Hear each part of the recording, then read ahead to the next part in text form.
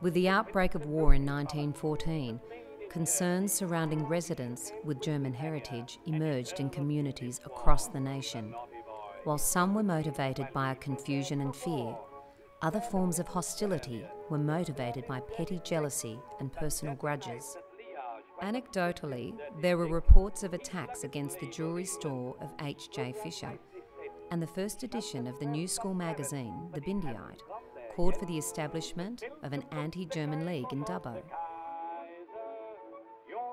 The most public demonstration of anti-German sentiments saw the revival of an age-old local dispute played out via letters to the Daily Liberal.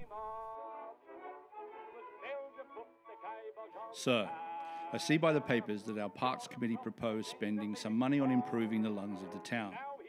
In this connection, what is wrong with altering the name of Muller Park to something more appropriate? Why perpetuate the name of a German hotel keeper who happened to be mayor of Dubbo by calling one of the beauty spots after him? The name is neither pretty nor euphonious, and I think an Aboriginal name would be more suitable. But I don't care what the name is, so long as it's not a Hunnish one.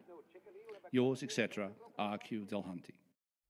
Delhunty's assertions against the reputation of one of Dubbo's pioneer citizens, Narcisse Muller, shocked many.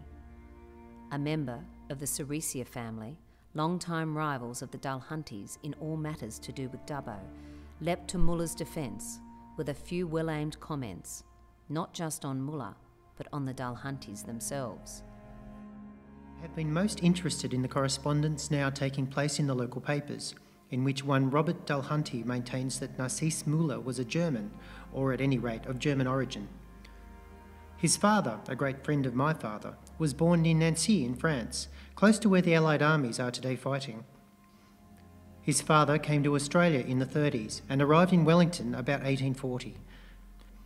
He arrived in Dubbo in the early 60s and became assistant to the late J.E. Ceresia, storekeeper. In 1872, he was elected one of the first aldermen of the Dubbo Council and held the position for 35 years, during which time he was elected mayor on 5 separate occasions. Now, having reviewed the life of this most worthy citizen in the fullest sense of the word, let us consider the name of Delhunty. What do we find on public record? All I know is a tomb on which we find inscribed the following: To the memory of Robert Venure Delhunty, Esquire, J.P., arrogant, ignorant, the same yesterday, today and forever. J.E. Ceresia. While the defence of the reputation of Narcisse Muller was admirable, we may look back at such reactionary charges with discomfort or dismay.